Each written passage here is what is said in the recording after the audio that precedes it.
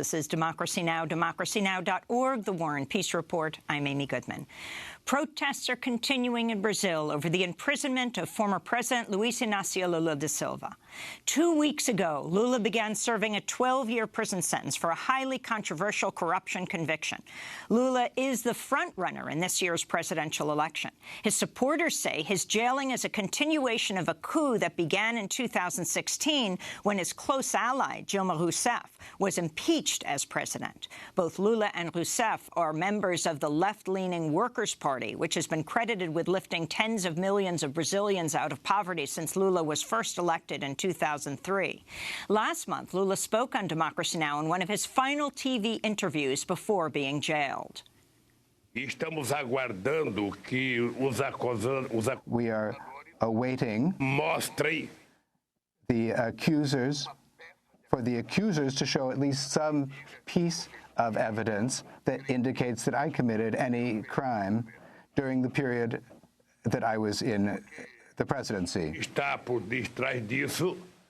Now, what is behind that is the attempt to criminalize my political party. What is behind that is the interest in a part of the political elite of Brazil, together with a part of the press, reinforced by the role of the judiciary in preventing Lula from becoming a candidate in the 2018 election. You can go to democracynow.org to see the full hour with Lula. Earlier this week, he was dealt another setback when Brazil's 4th Federal Regional Court denied his latest appeal. Meanwhile, hundreds of Lula supporters have set up an encampment outside the prison where he's being held in the southern city of Curitiba. On Thursday, the Argentine Nobel Peace Prize winner, Adolfo Pérez Esquivel, traveled to the prison but was blocked from visiting Lula. Esquivel recently announced he would nominate Lula for the Nobel Peace Prize for his role in fighting poverty and economic inequality in Brazil. Esquivel spoke to supporters of Lula outside the prison. Creo que hoy Brasil vive un estado de excepción. I think that today Brazil is in a state of exception. There is a coup d'etat against President Dilma Rousseff, and now there is the entire campaign against President Lula.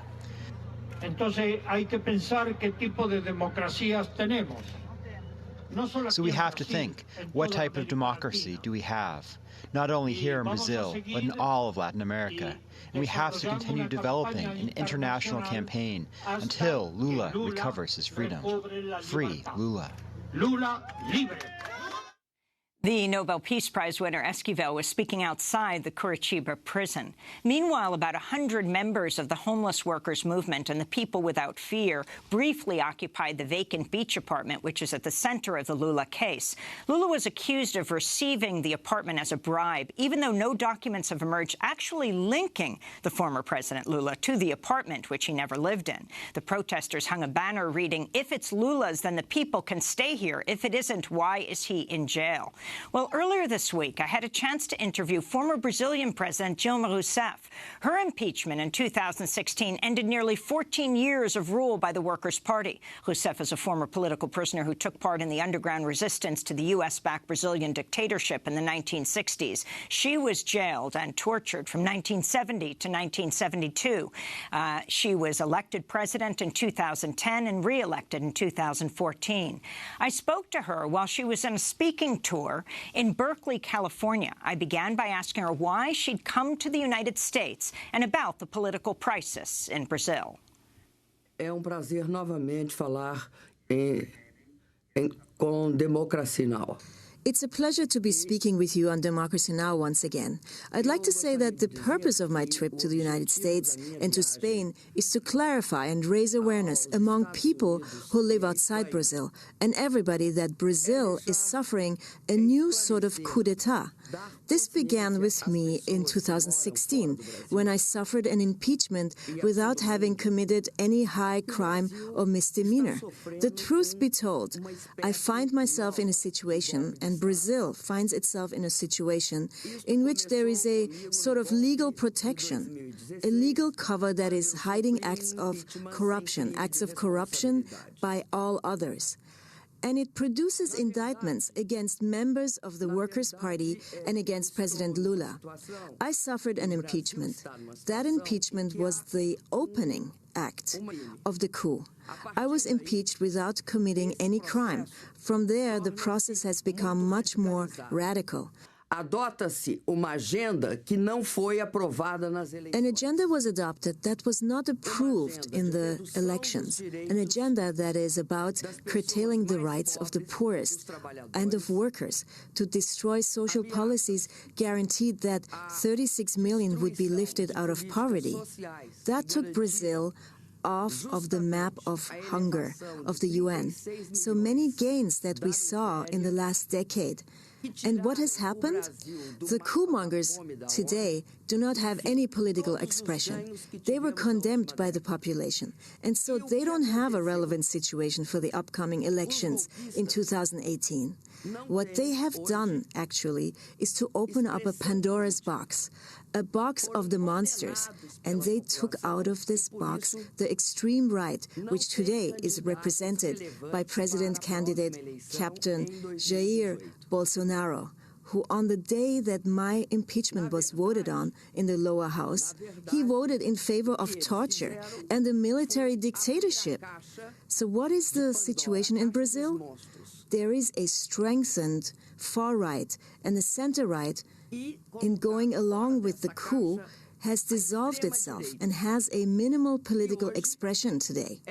They were our greatest adversaries in the last 4 presidential elections. Today, they're no longer politically significant because not only did they help carry out the coup, but they were also discovered to be involved in situations of corruption. The Workers' Party and President Lula were to be destroyed, but they weren't. President Lula, from the beginning of last year, in every opinion poll, has twice as many votes as the candidate, Captain Jair Bolsonaro. Lula has more than 30%, and Bolsonaro has less than 16% support. And there is not a center. The center gets 5%, 4%, sometimes 6% of the support in the polls. So why have they convicted Lula?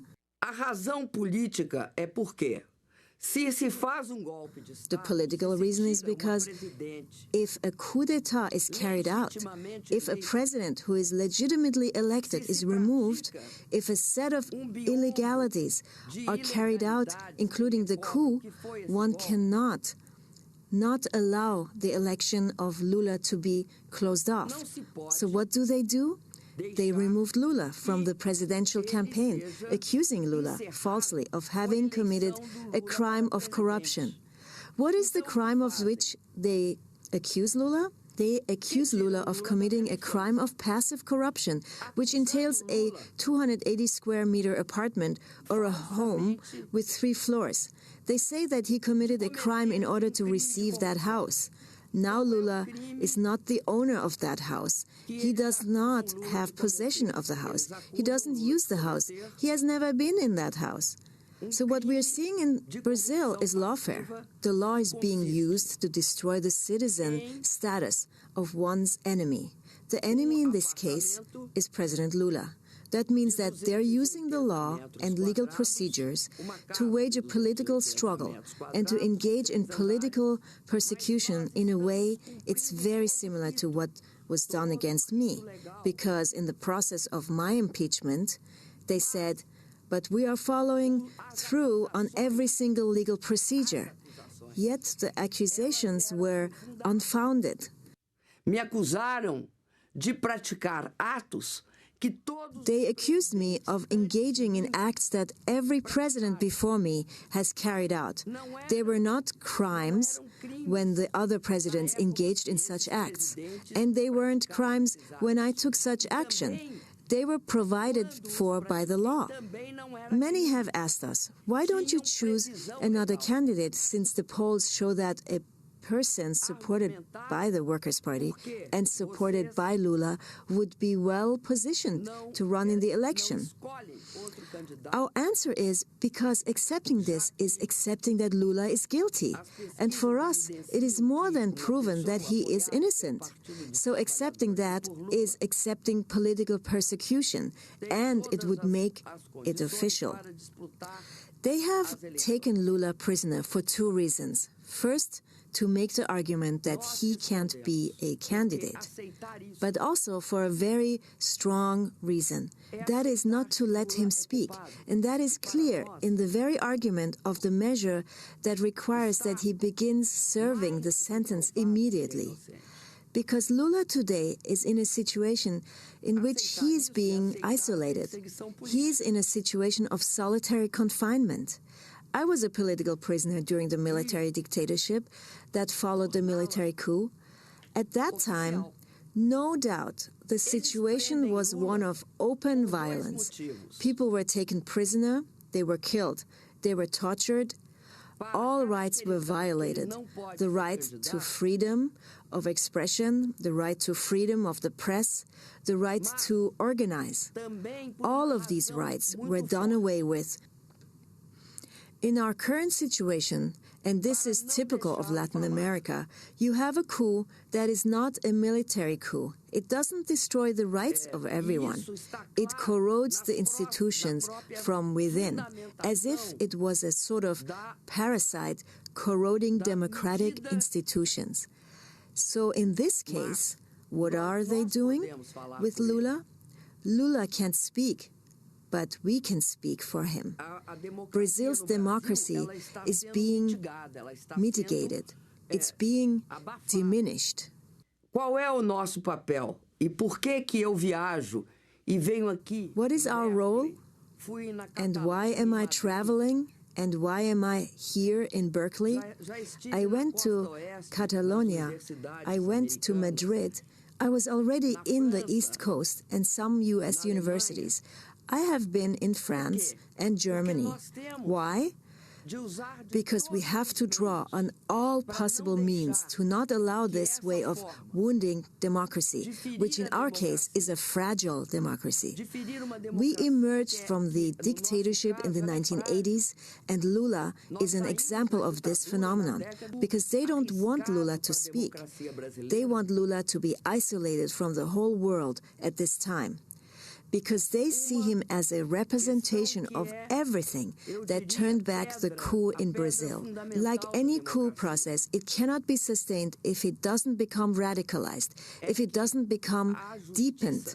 And so it's a very risky situation for Brazil's democracy. Indeed, it goes to the very cornerstone of democracy, which is to say that the justice system must not be politicized. The justice system has to be absolutely neutral, and it has to enforce the law, not as a political instrument, but as an instrument for the truth expressed in the Constitution. Former Brazilian President Dilma Rousseff, she's now running for the Brazilian Senate. When we return, we'll speak with her about the rise of the far right in Brazil and the assassination of human rights activist, Rio City Council member Marielle Franco. Stay with us.